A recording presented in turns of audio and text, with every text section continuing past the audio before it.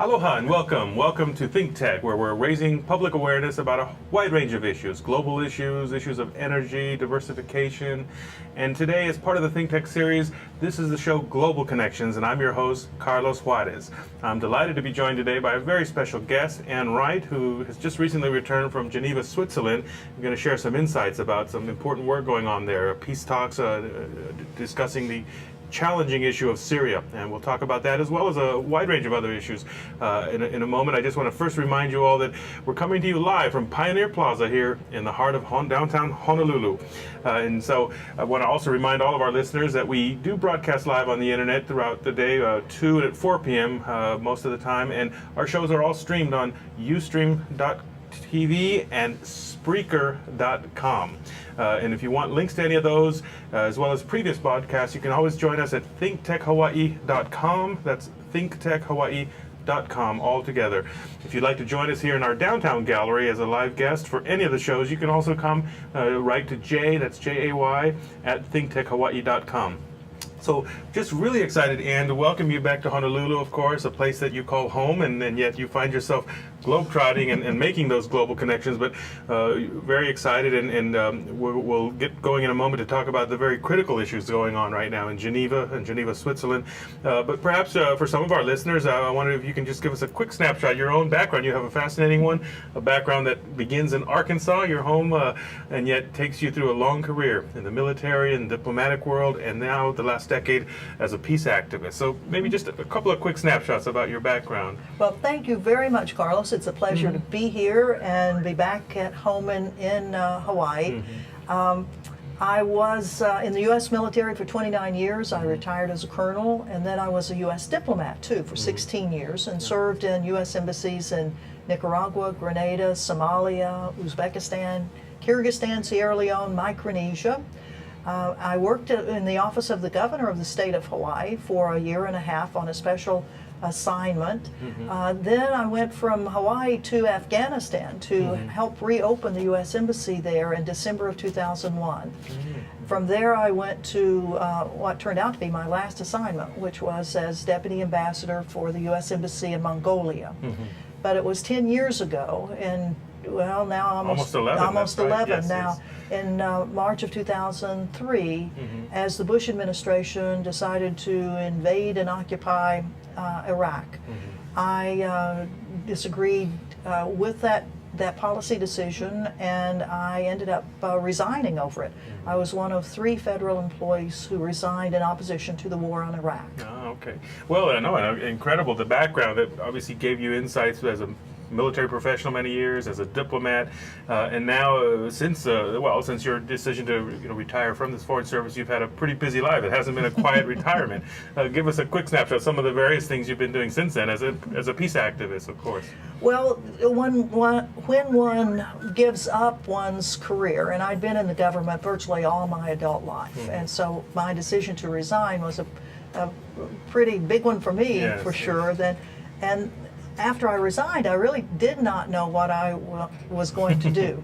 But having resigned on principle, there were a lot of organizations that wanted to hear about why I was concerned about this war in Iraq. And so I started doing a lot of public speaking, and then various organizations asked if I would come and work with them. And so I've been very, very busy, not only on the war in Iraq, the issues that have fallen from that, from during the Bush administration anyway, the imprisonment, extraordinary rendition, kidnapping of people put in secret prisons, the Abu Ghraib scandal, Guantanamo opening up, and then trying to find out who was actually in Guantanamo.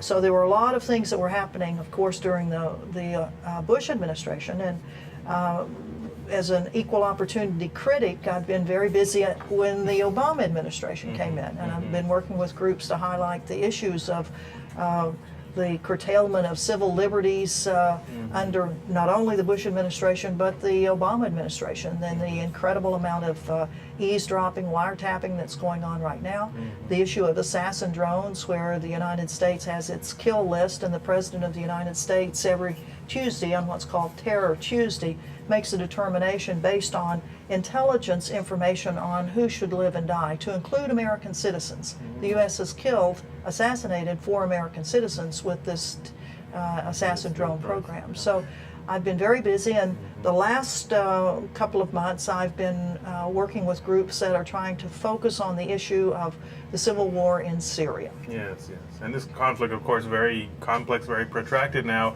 Last 2.5 years approximately, where it's gotten deeper, now finds itself in Geneva, Switzerland, with a process of at least some effort to bring together a peace dialogue, but one that you are contributing an important role because, I think part of what you're doing in this, recent past reflects the role of civil society groups and how they either pressure governments or call attention to things, right? And we'll speak more about this, how the nature of world politics these days, it opens up space and opportunity, but it also kind of shows that, what goes on in world affairs is not just the purview of the diplomats, but really other groups. And in the case of Syria, here's this conflict, and you have found yourself there in support of trying to get a voice for women in the negotiating table.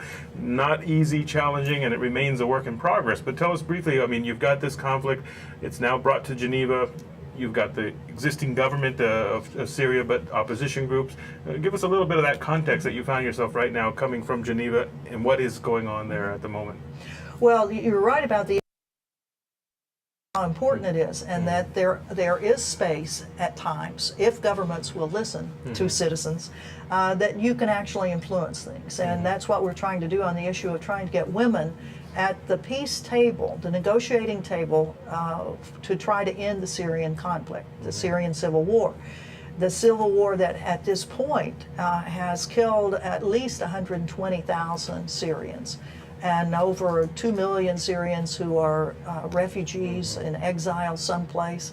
It's another one of the horrific situations in our world that one would hope could be resolved by no more killing. And the fact that in Geneva now there is the 3rd round of negotiations between the Assad government and representatives of various factions of the opposition. Now, part of the challenge is that there are a lot of groups that now call themselves the opposition. Many of these groups aren't even from Syria. It has become kind of a hotbed for mercenaries, for people who have been part of conflicts, part of armed conflicts over the last decade. And one could say that starting in 2001, with the U.S. Invasion of Afghanistan and then followed by the invasion of Iraq, that those two things have precipitated a huge, huge increase in the number of people who are trained, armed, and funded to travel wherever the funders want them to go. And we're seeing a variety of groups that have kind of jumped into Syria, to the extent that the opposition is not one solid front. It's composed of a variety of groups with very different ideological goals, something which has the entire international community very concerned about. But right now, the 3rd round of negotiations just started in Geneva. I was there for the 2nd round, which started in the middle part of January. And I was there with a coalition of international women's organizations to try to get the Syrian women's group that actually had delegates from all sides. But it was a group of women that we were trying to get accredited to be a part of the negotiations, because 50% of the people that are affected by this are women. And when you really look at how peace negotiations are run and the two factions generally that are represented, the number of women that are on either side of them is minuscule. Right now there are 2 women on the Assad government side, and there are actually 2 women on the opposition side. Out of probably 50, So there's never an adequate number of women represented. So we decided to use this opportunity to try to push this idea that the international community should be actively supporting, along with the United Nations Resolution 1325, which says, I mean, it's signed by all the member states of the UN saying that women should be a part of any peace negotiations. So trying to hold the UN's feet to the fire on this. And as you noted, I mean, on one hand, you could just say in sheer numbers, women represent half the population, let's say, but even more than that, particularly in post-conflict scenarios, and even actually the conflicts themselves, but women often bear the brunt of having to pick up the pieces, having to deal with the trauma, the post-conflict, reconciliation, and how do you move forward. There's a vital role for them, and in effect, without a seat at the table, they're neither shaping the negotiation itself, or in other ways, they're not able to really hold those leaders who are at the table, in effect, accountable for what's happening. A real challenge. And tell me a little bit more about, again, the coalition that brings women from different areas, but I would imagine, like so much of what goes on, you've got support from different international NGOs themselves, and European countries themselves probably taking a role as well. Yeah. Well, this idea of getting a group that is not an armed group, that doesn't hold the guns. I mean, that's a difficult thing because the guys with the guns want to run everything. They want to run the wars, and then they want to run the peace. So whatever peace comes out, and they want to make sure that they are adequately compensated for what they've done, for the deaths they call the destruction. And so trying to get a group that has not been a part of that armed conflict in there is very, very difficult. And we have been working with international NGOs, non-governmental organizations. For example, the Women's International League for Peace and Freedom, the oldest women's peace organization in the world, which is actually headquartered in Geneva. That's been one of our primary organizations. Madre, which is another international women's organization that works in conflict areas. Code Pink, Women for Peace, which is centered primarily in the United States. Kavina Akavina, which is a Swedish organization. Karama, which is an Arab organization centered in Cairo. So, and then there is a small office in the United Nations called UN Women. It's a small organization, only 2 people are in it. Wow. And yet women are half the world, but UN Women only has 2. So we've worked with that coalition to bring together Syrian women from all sectors. And we did this back in December. We had 50 women who we were able to move from Syria to have a conference. And it was a very important conference because it was a time for these women, as I mentioned, that come from different geographic locations and from different political views to get together, not kill each other, but come to a consensus that yes, we have something that needs to go to the peace table and we want to be represented. So they chose 10 women that reflected the entire composition of the original 50. And the 10 women we were working with in Geneva to try to get them accredited as a delegation. Failing that, to get them accredited in an observer status. Well, sometimes your best efforts do not succeed. We were not able to get them accredited as a part of a delegation, nor even observer status. But we raised Cain with the UN and with the 16 nations that had come to Geneva to be a part of the support thing. So you can have nations from, non-Syrians that are a part of this peace stuff, but you can't have the Syrian women there.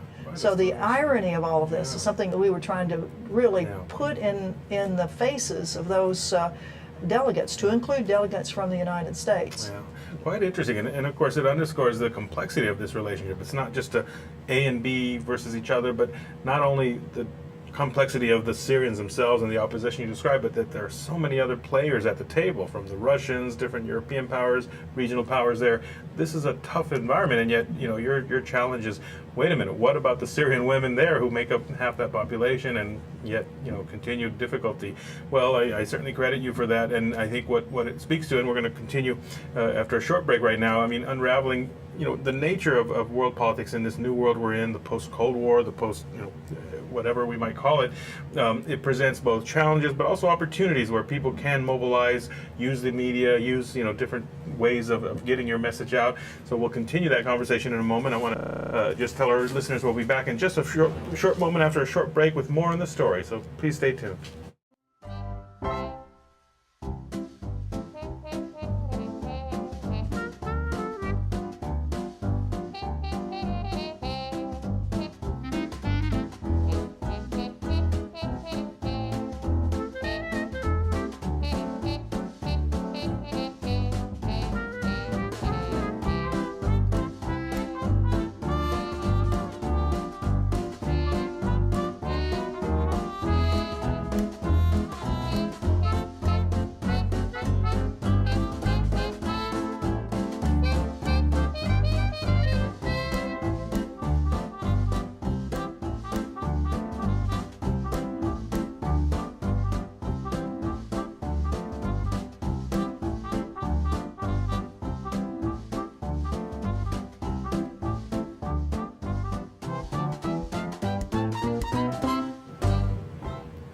And welcome. We're back, we're live, and we're Think Tech. I'm your host, Carlos Juarez, and our show today, Global Connections. We've got a fascinating conversation unraveling with Ann Wright, a special guest who joins us.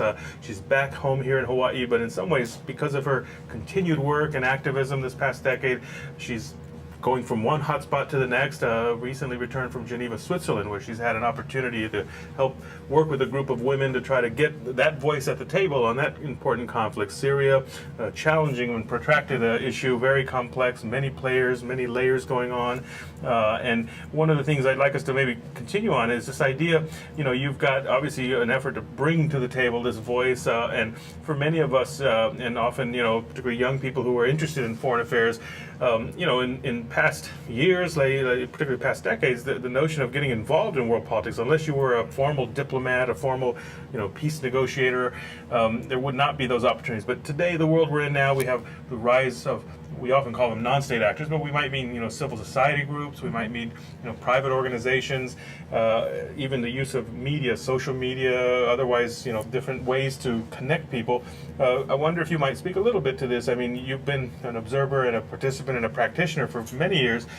We live in a different era now, and there are both challenges but exciting opportunities for people who might want to get involved. And I wonder if you might just share a little bit about that. I mean, what are some of the tools or strategies or ways that people can try to make a difference? Mm-hmm. Well, citizen activism is really, really important these days. A lot of citizens, citizens in virtually every country of the world don't really trust their governments. Mm-hmm. A lot of citizens don't want to be a part of their government process right now. They want to be able to work independently. They want to work with other organizations, non-governmental organizations. Mm-hmm. And there are plenty of them. Governments have found that they can't do everything themselves too. Yeah. And so they, in a way, rely on citizen activism through other organizations for the betterment of the world.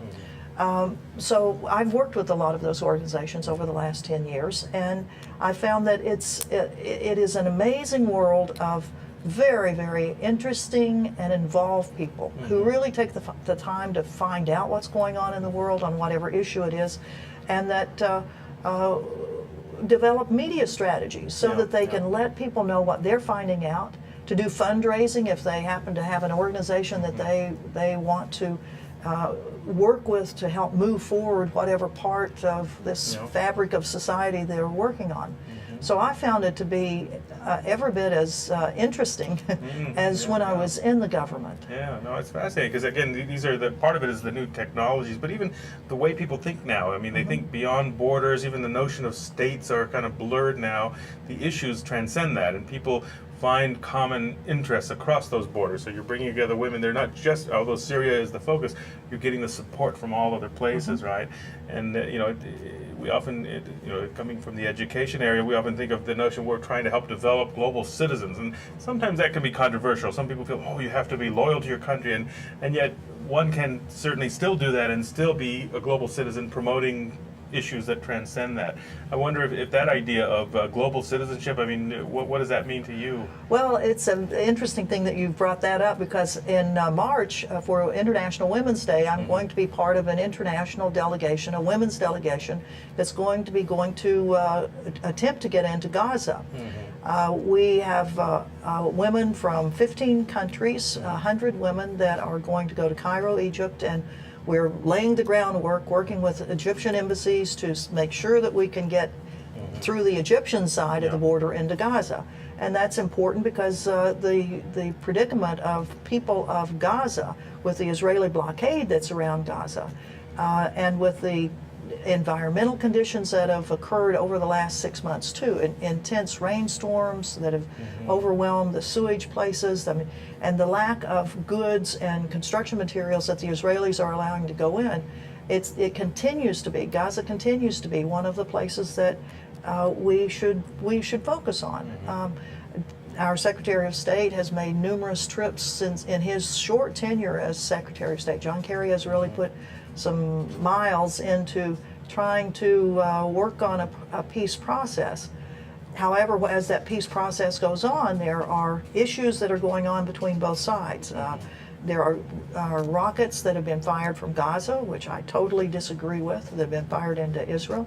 Israel has retaliated with airstrikes and drone strikes there. Illegal settlements from the Israeli side continue to be constructed in the West Bank.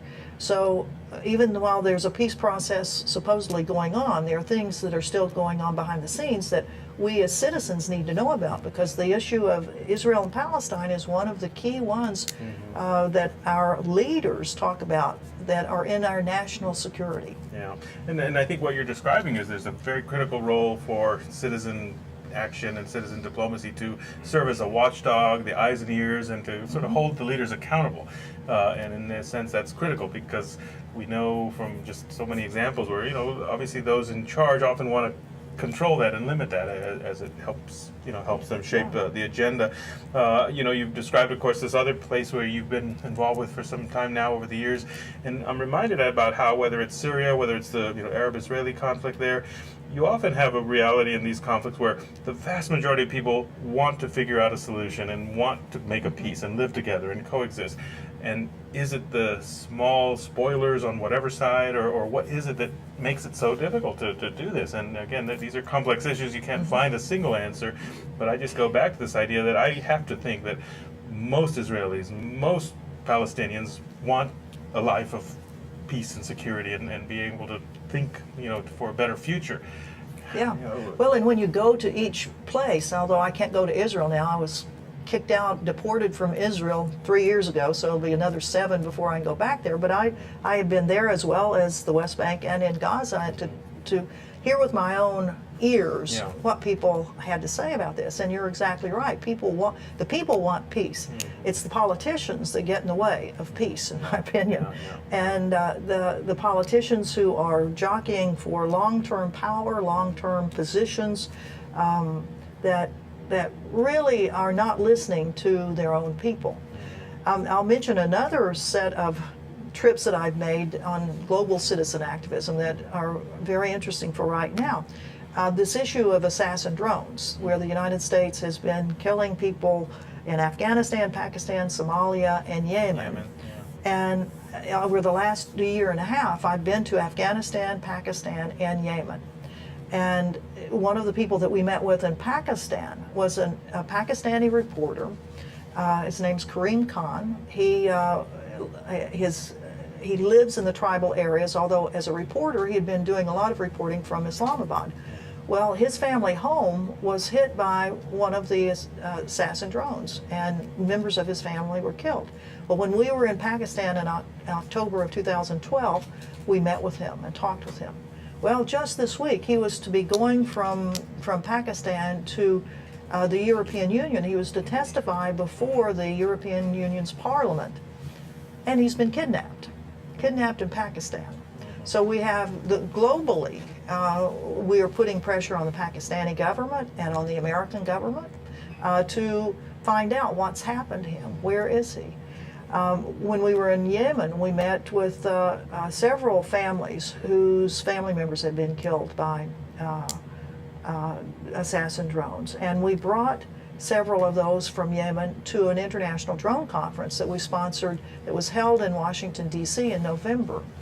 And one of the fellows that we brought, he ended up getting lots of interviews in the United States. And I think it was really, to my knowledge, it was the first time that we had a family of drone victim that was on the front page of the New York Times with a whole story about what had happened and about how imprecise our drones are, and that the fact that our government keeps telling us that these are targeted, selective, very precise assassinations. They will say that. That when we really dig into it, they aren't. And we are making lots and lots of enemies, as one could guess, when you are killing lots of people. No, these are tough, challenging issues, of course. And, on one hand, you will have, of course, some, maybe more critical perspectives of what you shared that might say, well, it's a tough world out there. There are enemies that are out to get us, and we need these tools, we need these approaches to deal with that. But it is tough. It's tough to balance that with, the challenges of what you've described. Realities on the ground sometimes don't quite play out in that same way. As we continue, one of the things that fascinates me is you've got, from a vantage point, like, as a peace activist today, and yet you've got this incredible background experience, a military professional for a very long time, a diplomat who's been in positions of having to negotiate and you know, the art of diplomacy and understanding different sides and interests, and speaking from a credible position. I guess I'm getting at the idea that now as a peace activist, I mean, you're sort of embarking on a new, well, not new, but a different type of a set of approaches. But from what your experience has been now this last decade, I mean, how do others kind of see that experience that you brought, or maybe yourself? How do you see your military and your diplomatic experience helping to shape how you approach things today as someone promoting peace? Well, it's a very interesting question because there certainly are a lot of retired military people out there. There are a lot of people who served in the Foreign Service. Some of them are speaking up. And in fact, we've had probably 30 different general officers of our military services that over the last 10 years have spoken up on a variety of issues, whether it's on torture, Abu Ghraib, whether it's, you know, whatever. There have been some people that have spoken up on the issue of Guantanamo, keeping it open, keeping it or closing it. There have been some retired diplomats who have spoken up, but not a lot. So the voice that I bring to this, of my experience, is on one level a bit unique, having both the diplomatic and the U.S. military side of it. And you know, I use it, I hope, very judiciously, that I'm not a crackpot. I'm not somebody that just goes off on a wild tangent. I research very carefully what's going on. And when I feel that there is a need for more eyes on a subject, and if there's the need to go myself to Yemen to see what's going on, or to go to Gaza to see what's going on, and then compare what I see and what I hear there with what my government's telling me. I mean, that's the classic way that a citizen ought to be operating, in my opinion. It's our responsibility, if we've got the means, the connections, the background to go ahead and do this, to do it. And if you have an interest in it and want to do it, and may not have all the parts of that, to work on getting those parts together so that you can be a voice that. And in these days of very frustrating times, and I mean, it doesn't matter what side of the political spectrum you're on, I think everybody is upset, they're frustrated, they wish things were going in different directions. And to be able to help shine the light on some of these things, to me, is a very important role, and it makes me feel like that I'm doing something. And then drawing on that, and I guess I'm just continually curious, because you, having been a military professional, you understand the world, the culture, the mindset, the mission, the focus, and you know, our military is, you know, by most measures, a very professional and you know, or well organized machine. And you know, we often notice, often those who've experienced war and been part of that, who also understand the limits of the military. And you know, I'm speaking not of the young 18-year-old who's just ready to shoot, but really those leaders often, and I've been, you know, teaching many of them for quite some time. They often understand that, hey, we need to understand the social, political. Maybe what I'm getting at here is that you understand that world they come from, and similarly the diplomatic world. What is the role of a diplomat, bringing together different sides? And now as a peace activist, because each of these are very different and sometimes have inherent conflicts in how they might frame the question, how they might see the other sides.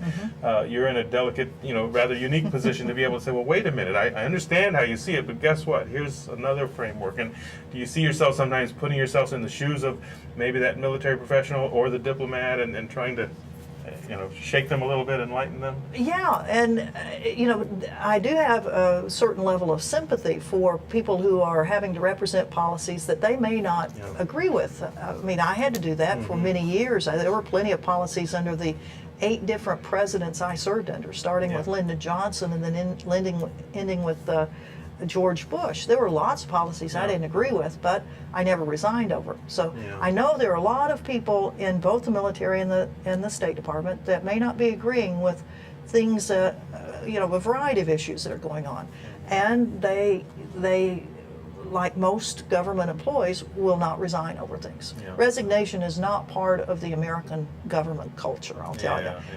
Other governments have greater percentages of people that will resign on principle. But it's not one of the things that we have in ours. But understanding that and knowing that behind the scenes there are a lot of people that are concerned about these issues, and they do appreciate somebody who's who's been in their shoes speaking out on it. Yeah. In fact, the Foreign Service Journal, which is the professional journal publication for the U.S. Diplomatic Corps, asked the three of us who resigned, and we were all U.S. diplomats that resigned 10 years ago, if we would write our views 10 years later about what's going on in the world, whether or not it was effective that we each resigned. And I wrote my little article, and actually the editors of the journal came back and said, well, we can't quite publish what you've written. And it's like, well, why not? Well, there are people that are upset about what you've written. I said, well, that's fine. If you don't want to publish it now, I'll go ahead and have it published someplace else and just mention that you wouldn't publish it. Well, of course, that got them off the dime on that. Yeah. But I got lots and lots of responses from my kind of going through the history of what's gone on in the last 10 years, and that how difficult it is for people when they have to represent policies that they know are wrong, and they know that aren't really helping national security, in fact, are jeopardizing it.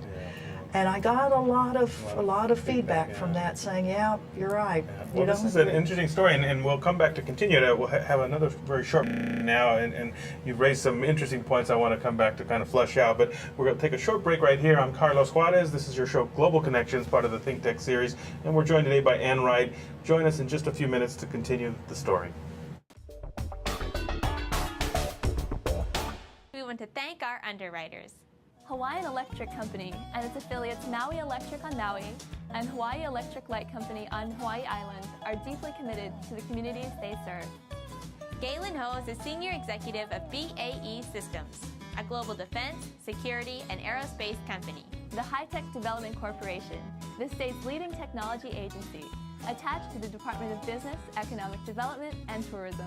Castle in Cook, Hawaii, with a time-honored legacy that spans more than 160 years and revolves around its mission of investing in Hawaii, creating communities, and providing for the needs of our state.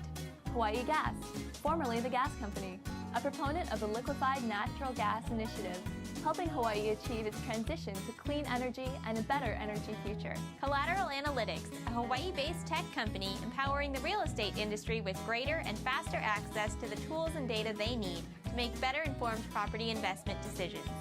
I'm Nicole Horry. Thanks so much for joining us on Think Tech. I'm Maria Kashen. See you next time.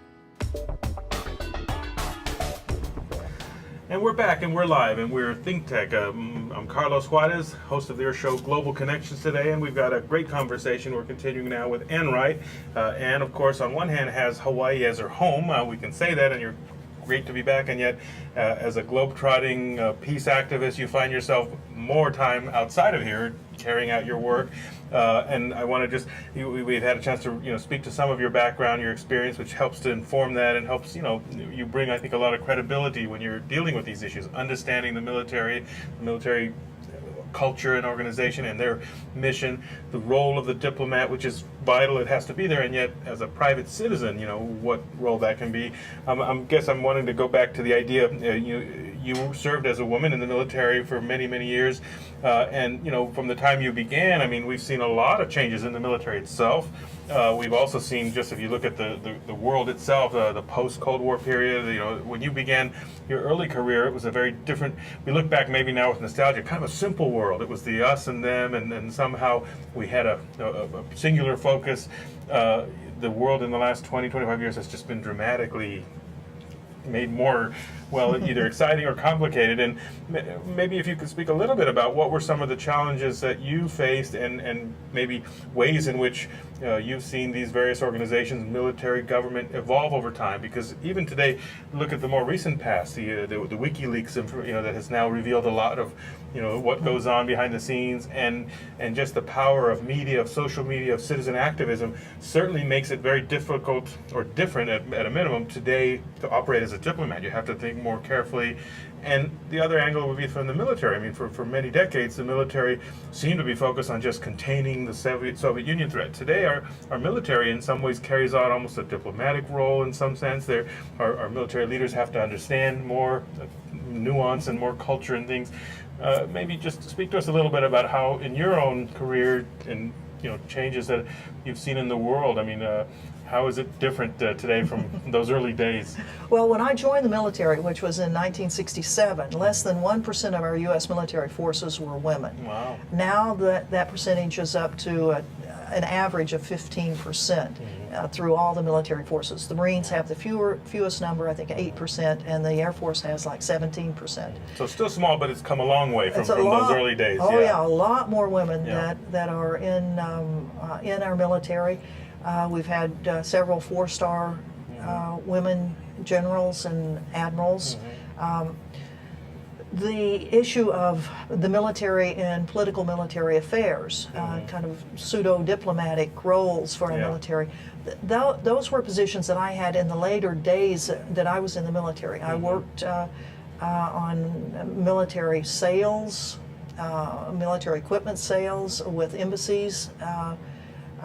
I worked at the Joint Chiefs of Staff level in political military affairs roles. And in fact, the military has more political military affairs officers than the State Department. There are more people in the Department of Defense working on political issues than our State Department. Interesting. The role of women, many more women that are in our military. One of the issues that I work on right now is the issue of sexual assault of women in the military, where the estimates are that over 1/3 of the women that are in the military will be sexually assaulted by members of the military while they're on active duty, which is generally in a short period of time, less than 6 years for them. So we have gotten a lot more visibility of this. We've gotten congressional visibility on it, and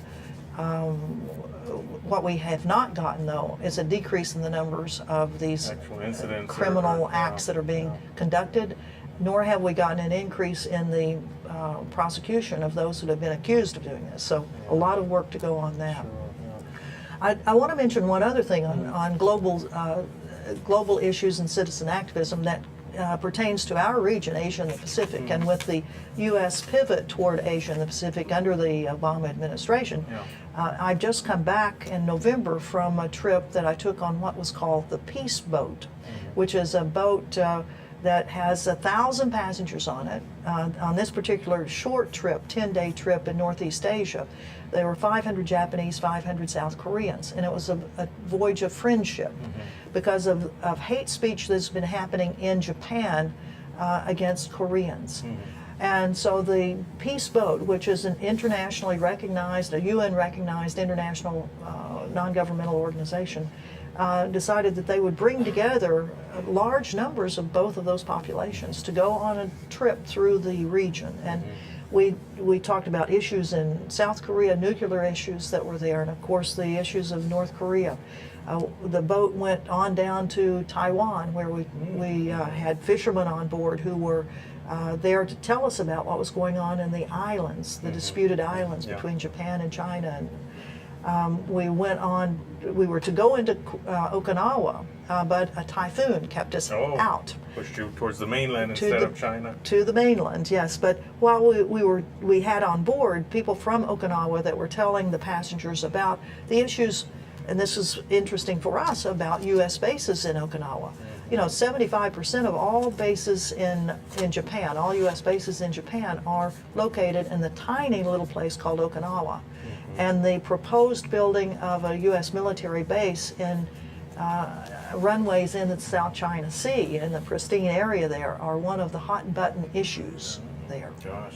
Well, fascinating. And I want to come back in just a final break we'll have right now, but to finish this, because this represents, again, another example of, citizen diplomacy and calling attention to issues, and as you've described in Northeast Asia, just a lot of tension, a lot of historical background that people need to be aware of, and bringing people together can help, clarify some of that. But we'll take another final short break, and please join us back for the last part of our conversation here. We're joined with Ann Wright today, peace activist, former U.S. diplomat, long military career, and she's just returned from talks in Geneva and involving the Syrian crisis. We're talking about a lot of other issues, but we'll be back with more on the story after this short break. Aloha, I'm Nicole Horry for ThinkTech. For nearly half a century, the Hawaii Foreign Trade Zone No. 9 has brought the benefits of the Foreign Trade Zone program to Hawaii businesses and entrepreneurs. DBET, the Department of Business, Economic Development, and Tourism, operates Hawaii's Foreign Trade Zone program to encourage international business and economic development. The Foreign Trade Zone's mission is to increase the amount of international trading activity in Hawaii, thereby providing employment opportunities for the residents of our island state. For more information, see ftz9.org. I'm Nicole Hori. Mahalo. Aloha and welcome. We're back and we're live. This is Global Connections, part of the Think Tech series, and I'm your host, Carlos Juarez. We've had a great conversation. We're going to finish here in this last segment with Ann Wright, and Ann comes to us back from Geneva, Switzerland, one of her more recent efforts promoting peace issues, looking to try to bring women from Syria to the table. It's been a challenging and ongoing struggle, but I know your fight will continue. And more than that, we've been reflecting really on a fascinating career that brings, your military background, a career in the diplomatic world as well. And, as we were describing earlier, I mean, one of the challenges, I think this is true, certainly in the military world, the diplomatic world, but you could probably say it's in other areas too, and that is when people may disagree with some of the policy choices of their leaders, and yet as a diplomat, you're there, in fact, to provide, implementation and clarification and sort of, essentially carry out our foreign policy, and yet as a career civil servant, much like the military, you're there while the leaders may change, but at the end of the day, you're going to find yourself often in situations of feeling uncomfortable about what policy choices are being made, and yet, if your career is there on the line, and the reality for many is that there's not always an easy exit strategy. You can't just decide that, okay, I'm not going to go along with it today. You took a very bold move in your decision to retire from the State Department after the intervention in Iraq. But as you've described, a lot of other folks may sympathize, understand, agree, but can't take that tough decision. And, I wonder if you could reflect on some of that a little more, because at the end of the day, I mean, we're seeing a world now, again, with whether it's the NSA leaks or WikiLeaks that have come out, where the world that diplomats have to face, and likewise our military leaders, I mean, they have to balance this, openness and reality, and negotiating and just being careful about what they say. And I mean, just any thoughts you have on some of these challenges, some of these issues? Well, it is a big challenge for diplomats now. I mean, with I've read more diplomatic cables through the WikiLeaks leaks than I ever did when I was 16 years in the State Department. Yeah. I mean, what is available now to the average citizen and to the governments of other countries about what's been going on behind the scenes in the U.S. diplomatic missions has been very illuminating. Mm-hmm. And it's made it very difficult for U.S. diplomats. I mean, when other countries or diplomats of other countries now, they know what you've been saying about them. Yes. One of the things that I was taught as a junior diplomat is don't ever put in a diplomatic cable something that you would be embarrassed if it came out on the front page of a paper. Yeah. And lo and behold, that's what has happened with hundreds of thousands of diplomatic cables. The role of a diplomat when you are representing policies you don't agree with is very, it is difficult internally. It is difficult with your conscience. Mm-hmm. A lot of people find a way that they can work on other issues that are not the ones that are controversial and the ones that eating away at you or something. Yeah. So they try to move in that direction, but at a certain point, and for me, that's the way I did. It wasn't that I agreed with all the policies of all these presidents that I worked under, but I would find something I could work on that I felt was better for the world. That's right. You could contribute your part and in some ways provide public service as what you're doing. But at that point when I felt that the decision to go to war in Iraq and the numbers of casualties and that I felt it was going to jeopardize our national security, then that was a trigger point for me to say I cannot do this any longer. Most of my colleagues, I got hundreds of emails from friends in the Foreign Service saying, you're doing the right thing, I wish I could do that. On their private emails. On their private emails, yeah. Well, they thought they were private. Which the NSA still right can now read they anyway. could probably go back and this can be traced, but at the time they thought they were being able to talk just privately to say you're doing the right thing, this is going to be a disaster for us and for the world, and we wish we could join you, but we got kids in college, mortgages, and all that sort of stuff. But the bottom line is that you do have to live with your own conscience, and we all can put up various kinds of constructs around our conscience, and that's the way we mostly get through life. For me, the constructs fell down over the Iraq War, and I had to make the decision to resign. And maybe as a final set of quick thoughts is, I mean, you've got this wealth of experience and expertise you can draw on. I mean, if you have opportunities, as you do actually, to talk with young people who have an interest in getting involved, they want to, get it, and it could be wide ranging. It could be getting connected to an NGO. It could be wanting to be a diplomat. What are some sort of words of wisdom, thoughts? I mean, things that you can draw on your experience that you would want people to know and think about, or what things people can do to kind of prepare for these various types of careers. And I think yours is a good example where you've been able to shift and carry out. I mean, I think the world that we're in now, very few people are going to start a job out of college and be there for 30, 40 years. You really need to be resourceful and be able to have skills that can transfer to other types of work. But some closing thoughts on that? Well, I would say if you decide to join the military, which I was a part of for nearly 3 decades, look very carefully at it. Look carefully at what our politicians are using our military for, and look at the long-range ramifications of decades of war and the impact on you and your family. As a diplomat, have the courage of your conscience. Be able to speak out when you think something is wrong.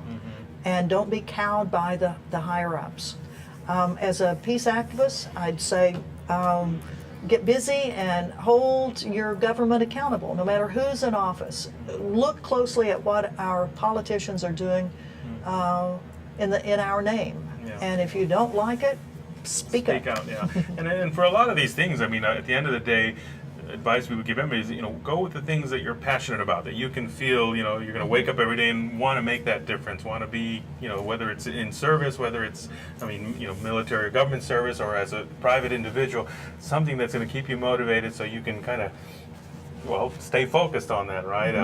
At the end of the day, that's what we need. We need young, motivated people of all types in all these areas, and I think your own career has been a good example of that. You've gone and been able to, tremendous service to our country in the military and diplomatic service, and now, in some sense, as a citizen of the world, really calling attention to areas where we need to, somehow have the right people at the table or hold our leaders accountable. And this is, very valiant, very important work. I thank you for all the service you've done, and a great conversation. Again, a chance to learn more about tough issues. It's a world where we can look out and see a lot of bleakness and bad, and there is.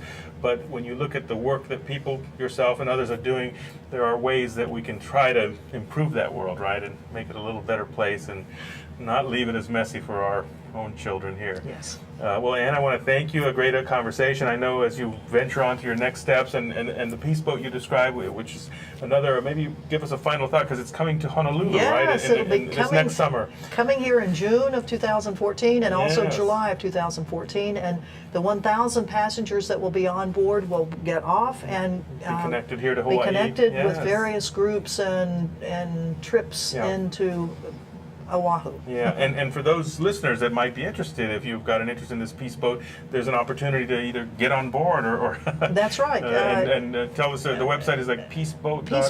Peaceboat.org, and you can join up. They're around the world cruises, so Yeah. you can join up in various places and see parts of the world and have an extraordinary view of social justice issues in those countries. Excellent. Oh, great. Well, thank you for sharing that. And again, a great conversation, a chance Thank to learn about all the work you've been doing. And while I want to say welcome back, I know you're off to your next venture very soon, but I know you'll come back, and we look forward to that next conversation. Thank you. And to our listeners, again, thank you for staying tuned and to staying with us. We are out of time, but I want to just briefly say a thank you to wrap all this up. We've got many who make this show possible. We've been joined today by Ann Wright, a great story of her long career in military diplomacy and now peace activism.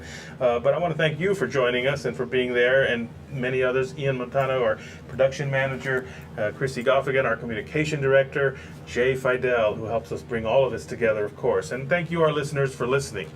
Think Tech will be back, as always, with our next set of shows. The Think Tech series, wide-ranging. There's always something for you here. If you want to get any of our emails, get on our advisories, make sure you click onto our links at thinktechhawaii.com, where we've got all kinds of archives of back stuff. And remember that we broadcast live on the internet, streaming it most weekdays, 2 o'clock and 4 o'clock Hawaii time. And all of the shows you can find back, archives of them. So, of course, next time we look forward to seeing you here on Global Connections. Aloha.